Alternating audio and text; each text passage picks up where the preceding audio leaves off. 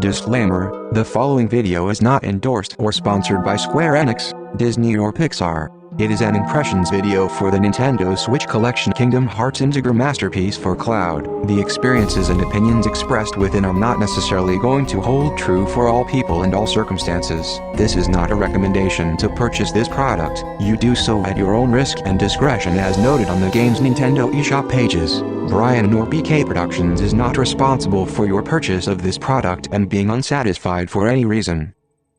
Hello everybody, and welcome to BK's First Impressions.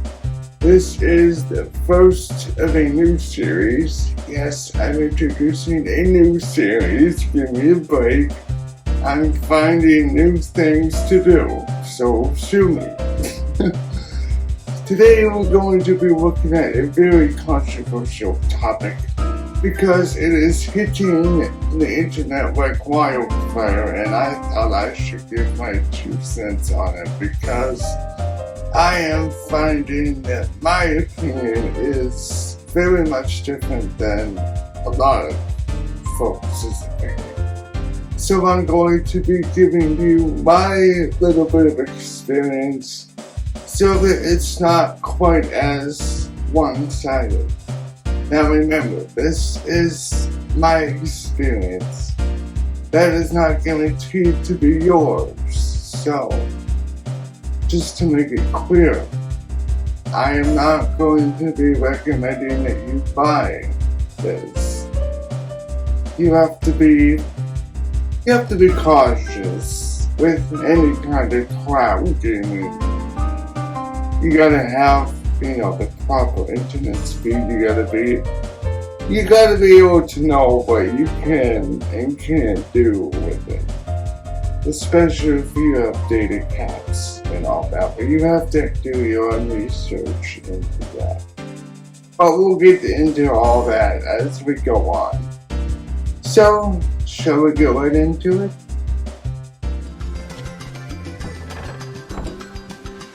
Okay everybody, welcome to Destiny Islands in the original Kingdom Hearts.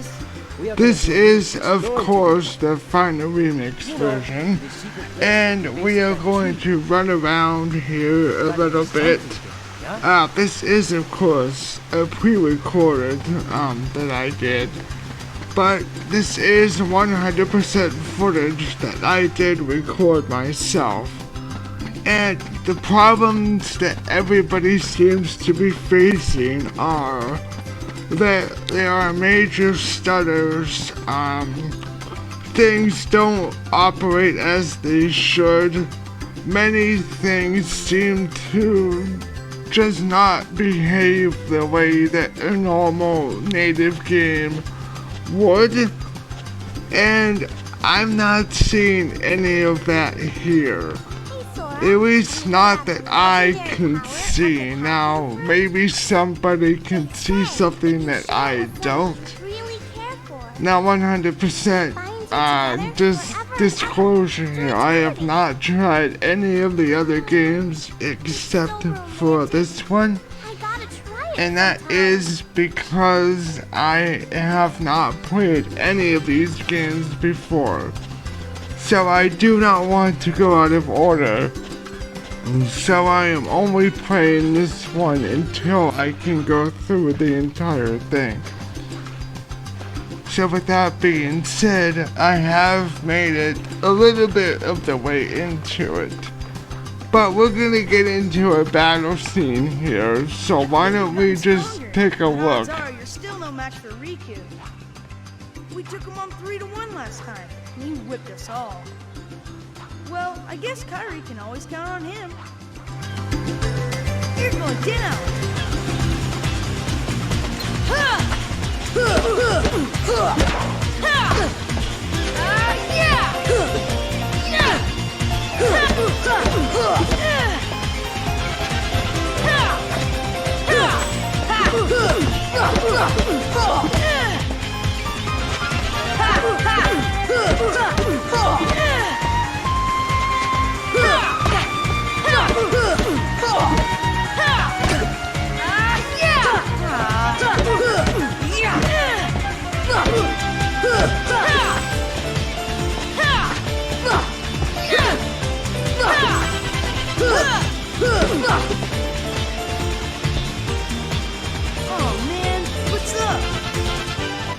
Now I'm looking at that and I'm seeing a pretty stable everything.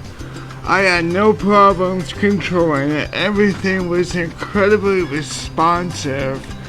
There was no lag. Everything in that battle and everything that I had ever done personally in the game has been that smooth, even with many enemies on the screen. I am currently in World 3, and when there is a ton of enemies on screen, it is still relatively that smooth.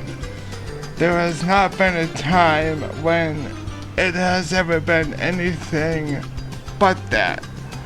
So I'm thinking, I don't know, maybe I'm just lucky.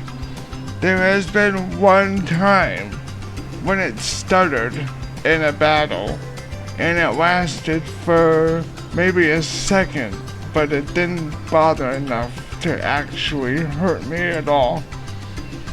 Now there was one particular instance where things did go a bit wonky, and that was in the excuse me, that was in the evening when I'm assuming that the server was quite congested. What happened was input got messed up, so Sora would continue moving after I let go of the stick for a short while. So I'm assuming that is most definitely a server issue. But that lasted about 2 minutes, and I've never had that problem ever again. The game has ran almost perfectly for me. Now again, I've only tried this first game. Now 2 and 3 take considerably more, I believe. So it could be a different story for me. But I believe that if I am having such good luck with this, I don't see why the others would be that much worse off for wear, especially since some of the videos that I have seen, even from the first game, have been really rough, coming from other content creators, and it did look awfully rough. No, and that does remind me, I just heard it.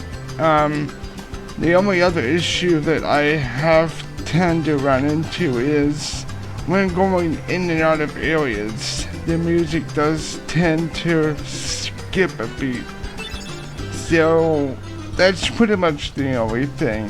But if the music skips a little bit, I don't really care. That's not a big deal. It only happens going in and out of loading zones. So, I mean, that's not a huge problem.